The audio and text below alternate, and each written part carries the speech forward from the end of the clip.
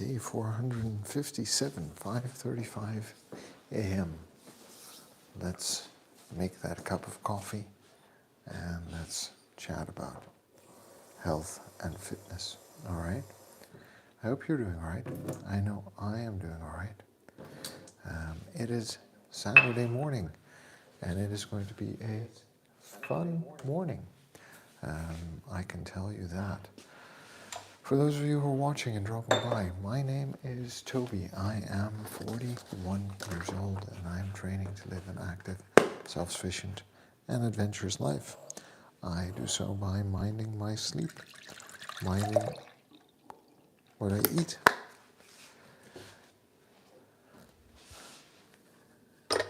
and by showing up and doing some strength training, some conditioning training, some strength conditioning training, some mobility training, some endurance training,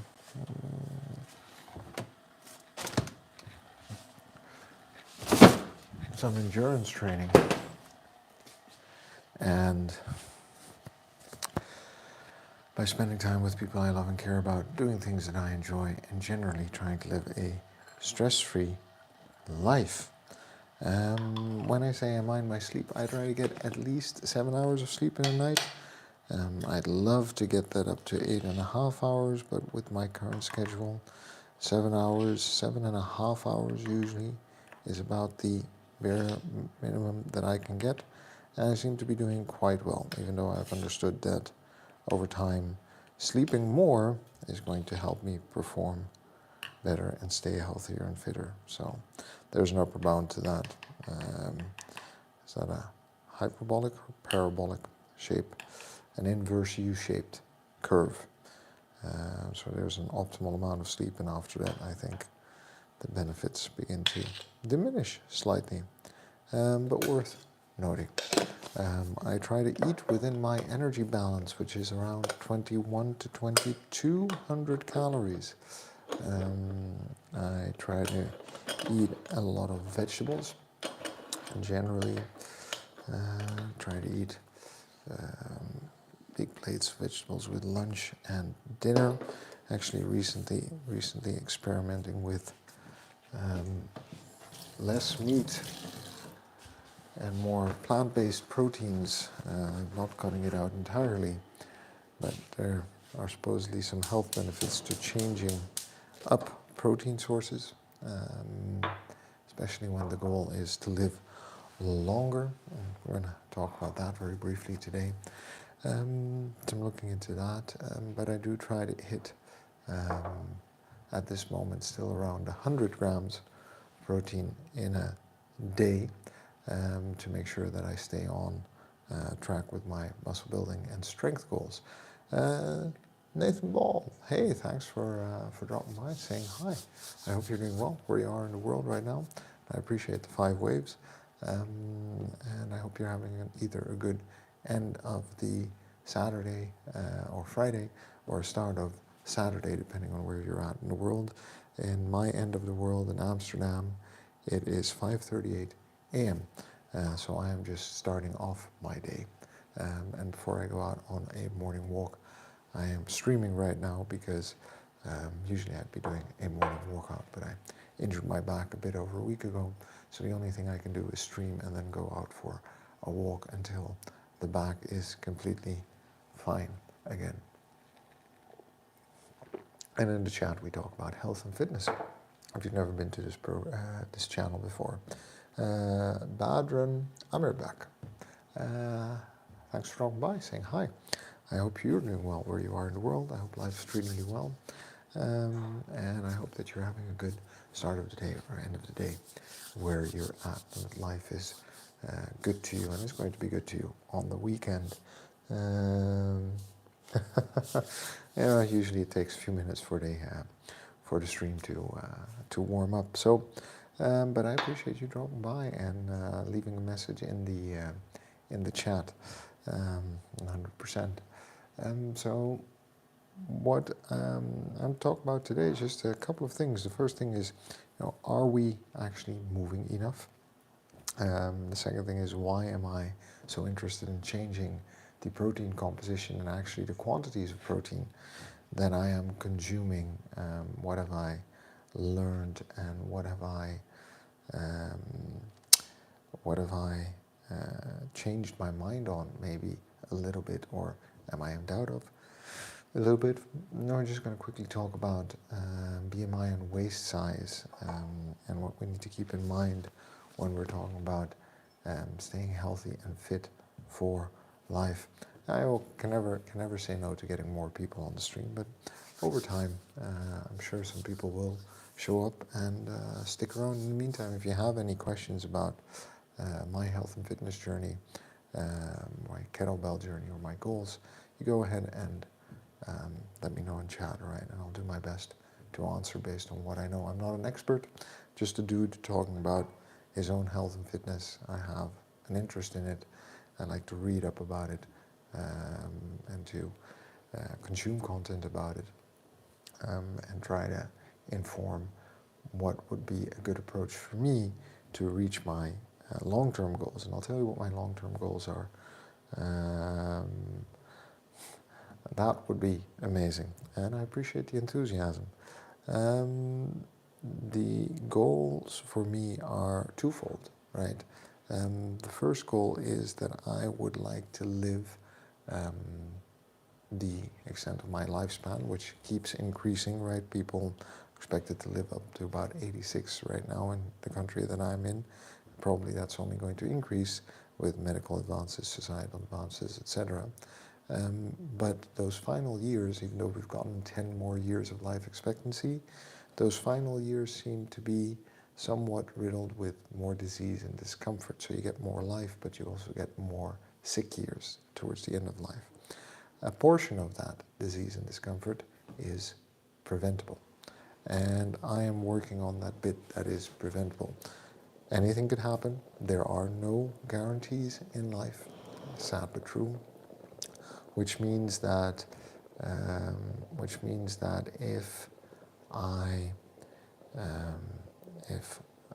do all the right things according to science and try to decrease all the risks, I could still die at a young age from whatever affliction that I might be genetically predisposed to, or any other issue that might present itself to me throughout life. But the point is that there is the opportunity to stay fit, healthy, strong throughout life, and to actually make the most of it for as long as I'm alive, and I intend to seize that opportunity. So that's one goal. The second goal is that I'm the father of two children, and I would like to set a good example for them. I would like them to see what an active life can look like, what it means to be active, healthy, fit throughout life, and that there is a sense of normalcy to health and fitness that I think is somewhat unavailable in the current fitness sphere, manosphere online. So I would like them to have a good role model of what health and fitness could be, and I would like to be an active part of their life every day, now that they're children, but also as they grow older, obviously. In order to do this, there's one thing that I try to do every day, and that is to show up for 30 minutes at least to do some work, whether that's strength training, endurance training, strength conditioning training, mobility. But there is, in some way, I'm investing in my physical capability, as well as I'm investing in my nutrition to try to stay as well-fed and healthy through food as possible. And sleep, I try to sleep sufficient amounts, because the combination of that is going to keep me physically healthy. I also try to maintain a good network of relationships, and I feel that I should be talking about that a bit more as well, because friendships matter when it comes to health and fitness, and I think it's too easy to forget just how much that is that is the case in modern society, because we're a bit too focused on ourselves and what we can accomplish, and not on the fact that we're parts of communities. So tomorrow I'll walk you through my wheel of life, how I reflect on life. If you're interested, drop by tomorrow morning and we can have that conversation, so that we can talk about health, relationships, finances, and pursuits in life, to see where we land in those different quadrants and what we might want to give a bit more attention to. But for today, let's talk about the three things. So, are we moving enough? Protein intake and waist circumference. First question is, are we moving enough? Hey Nathan, thanks for letting me know. And what's for lunch today? I hope it's something that you're enjoying and having a good time at. And since it's lunchtime, are you then ahead of me? So are you somewhere else in Europe or further off to the east? Or is it still very early in the United States? Because I always thought it was like 9 p.m. in Los Angeles, for example, right now. In any case, let me know in chat. So let's talk about, are we moving enough? Because the statistics for the Netherlands are abysmal at the moment. And I think I'll explain why I call this out in the channel, why I find this an important topic for us to be aware of. The statistics are the following. More than half the people are overweight, and a percentage of them are obese. And this trend has been increasing over time. So more and more people are on the path to being overweight, and more people are becoming obese because that trend line keeps moving. We see an increase in metabolic diseases, diabetes type 2. Over the last 20 years, I think 400,000 more people developed that disease, despite all of the knowledge we have about living healthier lifestyles, despite all of the medical advances in keeping us alive longer, and despite the increased life expectancy. You can see that people are across the board getting somewhat unhealthier. And then if we look at the statistics for the upcoming generation, teenagers between 12 and 18, only 30% of them report doing sports once or more times a week, and only 70% report themselves moving sufficiently. That's a big gap in activity levels that comes together with this trend of people becoming more and more unhealthy. Other things have changed in society, but these are important things to keep in mind when we ask ourselves the question, are we moving enough? Why is moving enough important? I think that's one that we want to look into. Cambio, change. Is that correct? Thanks for dropping by, saying hi. I hope you're doing well where you are in the world, and I hope your Friday night or Saturday morning is as good as it could be, and I appreciate you dropping by in the stream for a conversation. So, are we moving sufficiently? Why is that important? Well, sufficient movement is important for a number of reasons, but let's revisit a couple of them, okay? Because otherwise we're not going to understand why we're having this conversation. There are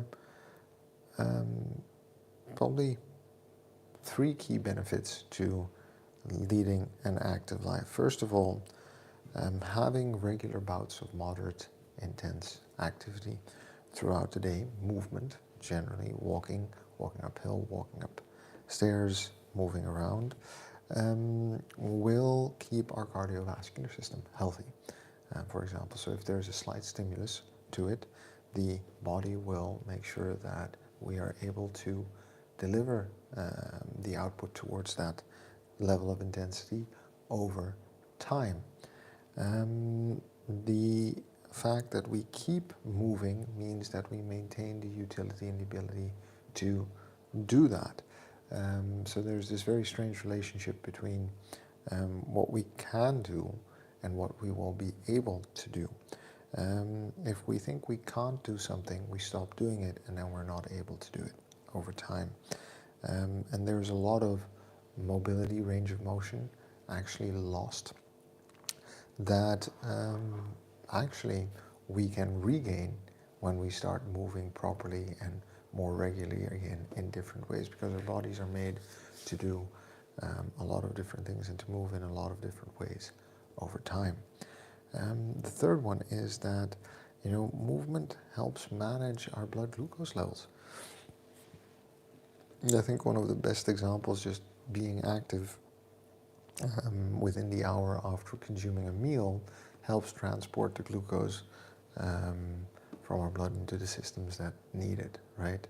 And I think that is a very important thing to keep in mind for ourselves, is that activity, movement, not even exercise, just movement throughout the day is going to be instrumental into maintaining health and fitness over time through life. And I think we've somewhat forgotten that, because we think we are relatively active, whereas we move, honestly, less than an hour a day at the moment. We spend a lot of time sitting down, we spend a lot of time lying down, we spend a lot of time standing still. And I think it's important to realize and to keep in mind that we were made to move, we were made to be active, we were made to be doing things, and that our body responds well to even the slightest stimulus if we come from a very sedentary lifestyle. So, are we moving enough? Probably not. You can do the inventory yourself, look at the hours you have in a day, and then look at the hours you're actually sitting or standing still versus the hours that you are actually moving around and the hours that you're exercising. And I'll give you one hint: 30 to 60 minutes of exercise, no matter how vigorous, is generally not going to be enough on the day to offset the adverse effects of all of the sitting that you might suffer. We need to be doing a bit more. Justin, hey, thanks for dropping by, saying hi. I hope you're doing well. Thanks for that, and I hope you're having a good end of the week, Friday, or start of the week, Saturday morning. My Saturday morning is starting well. No, but I've been thinking of putting the kettlebell here, but I'm afraid I might knock it over or damage the kitchen counter, which would lead to a whole bunch of other adverse outcomes in my life. So no, but I am looking forward to getting back to kettlebelling for sure. And I appreciate you dropping by and letting me know, Justin and Raya. On these chill kitchen streams. Oh, I appreciate that. And I hope you're doing well where you are in the world, and that you're having a good end of the week or start of the weekend at this time. It's 5:53 a.m. where I'm at, and I appreciate you dropping by in chat and letting me know. And I'm glad that the kitchen streams are working. I'm also actually enjoying doing the kitchen streams, even though I'm quite done with the slight pangs and twangs in my back. And I'm looking forward to being able to get back to actually training over time. But for now, actually, I'm enjoying the morning walks. I'll tell you, I go out into the forest at dawn, and there are deer in the forest, and I think they like me. No, I'm joking. I don't think they care where I am. I think they think that I'm intruding in their territory, which I probably am. But almost every day I see them walking around and running around, sometimes in pairs, sometimes alone, right at the break of dawn. And it is just so amazing to see that every day and to experience that calmness. Maybe I'm getting a bit old. Maybe it's something that I've been missing in my life without realizing it, taking it a bit too much for granted, that nature is there, but that I'm not enjoying it as much as I could. All right, protein intake, very quickly. I would always say that I am aiming to take in 120 to 150 grams of protein to hit my muscle and strength goals. But recently I discovered a scientist called Walter Longo, who's been researching longevity, very outspoken in the field, well respected. You've of course got Peter Attia, David Sinclair, Brian Johnson. There's a number of people who talk about longevity and health and fitness. First, people who talk about strength, endurance, and health and fitness. And I try to put those two worlds together, right? Because as you know that I work out, I want to be as strong and as capable as possible, because deterioration is, let me know in the chat, deterioration is, what's the word we're looking for? And I'll let you know in a minute. But I discovered that Walter Longo has a very different take on the amount of protein we need to consume for longevity. So for muscle building and muscle growth, indeed, greater intake of protein, and regardless of the sources, are beneficial to support muscle protein synthesis, muscle growth, strength increases. If you look at bodybuilding and powerlifting sports, etc., you can see that there is good research to show that there are certain amounts of protein required to reach those sports goals. But he highlights that there might be some adverse effects, and again, I'm not a medical doctor, so this is not medical advice, about the consumption of high quantities of protein over the long term. You might see higher instances of cancer rates, which is one of those diseases of age that we're actually trying to diminish the risk of, and other kinds of diseases with, and he proposes a different level of protein intake, which is a lot lower. For me, it would come down to 70 or 80 grams, which is like 1 gram per kilogram of body weight, not even, right? Sorry, it would come down to 70, between 65 and 70 grams, which is less than 1 gram per kilogram of body weight, where I would still be able to maintain a certain muscle mass, which would need to increase after you're 65 by a significant amount, but you don't need more if you want to maintain a healthy, your health over time. And I've been reading about this, and I'm trying to make up my mind in terms of what I want and what the trade-off is. And there also seems to be a relationship between animal protein, dairy protein, and plant-based protein. So there seems to be some data that suggests that it is more beneficial to do to eat more plant-based protein. I'm not a vegan. I don't have an agenda. I'm trying to do what's healthy for me and what's good for me in terms of my long-term goals. But I found that inside striking, I enjoy my piece of meat, a good steak once in a while. So this is worth exploring and looking into. I'm already a big fan of vegetables, so for me it's not a big change to eat more vegetables, but it's something that I am considering again in terms of my goals. And if you look at today's short, I talk about how different goals will inform different choices when it comes to the strategies and tactics we have to reach those goals. And that's worth looking into. YouTube Punk, buddy, how's it going? How's Texas? All right, let's take it back to the top. Actually, I'm about to wrap up because I'm on my way out for my morning walk, but I'll linger 5 more minutes. Why we move? Are we moving enough? We talked about protein. Let's talk very quickly about waist size and why that is important. I've been talking about this for most of the week, but I think it merits repetition because it's an important topic for us to understand when we're thinking about our own health and fitness.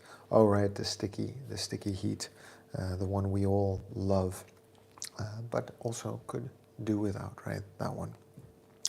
And I wish I could go back to Texas. I really loved it there. So when we say people are overweight, the measure generally that we're using is that they have a high BMI. And there are some issues with BMI, let's acknowledge that. But it is also a good starting point, right?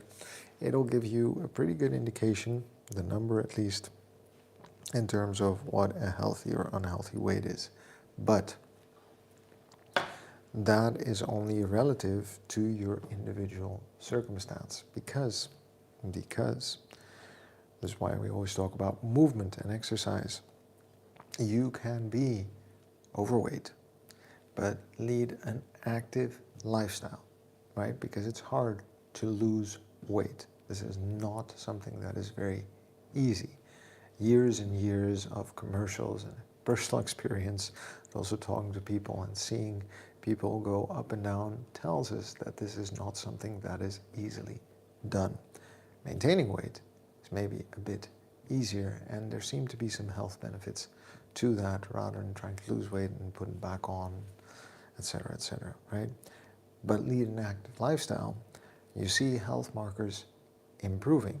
So is it the excess weight that we should be worried about, or is it the lack of movement that we should be worried about? Well, the lack of movement and the weight in some ways go hand in hand because they're related to energy in, energy out, right? If we don't move enough, but we eat a lot, we create an energy surplus, which will increase our weight over time. And the one thing that is concerning, or should be concerning, when we look at our long-term health is an increase in weight and an increase in waist circumreference. There are boundaries, but it is an indicator. So BMI together with waist circumreference might be a good indicator of what is going on. At the same time, we need to realize you could be skinny and have a lot of visceral fat without realizing it and be suffering that low-grade inflammation that is degrading the function of your organs. But then there could be a lot of invisible things going on with health and fitness, right? Just keep that in mind in general. But waist size is an indicator of fat storage, and I just mentioned visceral fat, right? Visceral fat is the fat that sits in between your organs. There's always going to be a little bit. The moment it gets too much, you start to develop potentially inflammation, and over time, low-grade inflammation will damage the functioning of your organs. Fatty liver disease, I guess, is maybe an example of that. But also, there is the potential to develop insulin resistance. And when insulin cannot do the work, right, the hormone insulin helps us manage our blood glucose levels. We just talked about how activity and walking actually improves our body's ability to transport glucose from the blood to where it's required in the body. When we become resistant to insulin, we become pre-diabetic and we start to develop metabolic diseases potentially, right? So there are certain increases in the risks to my health if I'm not mindful of this. This is why I make such a point of trying to stay at the same weight. I'm not intent on losing weight, even though the size and shape of my body is changing over time through exercise and training, which I think is a good thing. More lean mass, less soft mass. But that's a lifelong commitment, not something I'm trying to get done before summer. And we'll see that the general health markers will improve if we can maintain a certain shape and size, specifically of the waist. So be mindful of the fact that, you know, in your individual case, it might be that you might have a slightly higher BMI, but because you are active and keep yourself active and strong, your biomarkers, your health markers might be completely okay. It doesn't necessarily need to be a goal to reduce the waist circumference or your BMI, but you do want to be mindful that it is not increasing slowly over time, because then the risks maybe do increase significantly. And that's all I have for everyone today, right? Because I need to go out for a walk. It's 6:05 a.m. and I am looking forward to maybe bumping into a deer or some rabbits or a hawk or an owl and seeing what they're up to this morning, maybe having a little chat in the forest. It has been a wonderful morning. Thank you all for dropping by and saying hi on the chat. For those of you who are watching, my name is Toby, 41 years old, and I train to live an active, self-sufficient and adventurous life. Currently, I go out for walks every morning because I injured my back while lifting recently. You take it easy as well, YouTube Punk, and I appreciate you dropping by and saying hi. And please stay well. Take good care of yourself in Texas. All right. I do that by minding my sleep. I try to get between 7 and 9 hours in a day. Minding what I eat. I try to eat within my energy balance, which is 2200 calories. We'll talk about calorie intake another day this week. I try to eat a lot of vegetables, and I try to take sufficient proteins to meet my longevity, muscle building, and strength goals. And I'm reevaluating what that actually is.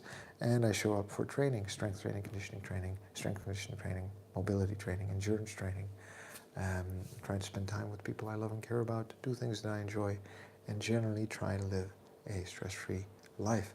Kurt, it's been a while since I've seen you on the channel. Thanks for dropping by from Canada and saying hello. I hope you're doing well, and I hope you're having a good start of the weekend, Friday night or start of Saturday, depending on what time it is where you're at. Amazing. Remember, friends, sorry, I was just wrapping up, so it's the end of the stream, but I'll be back tomorrow. We're good just the way we are. We've got to love ourselves before we can move on. Remember, that's the person we are today who's going to get us to where we want to be tomorrow. And a bit of kindness is going to go a long way. There are enough people out there who want to put us down, so we lift ourselves up. All right, friends? And the only way to get anything done is by showing up and doing the work. So I will see you tomorrow. Don't forget to check out today's short. Check out my channel. Leave a like, leave a comment. And if you have a friend who might be in their 30s, 40s, or 50s interested in health and fitness, send them my way. Maybe they'd be interested in having the conversation as well. Have a good weekend. And remember, friends, as always, subscribe.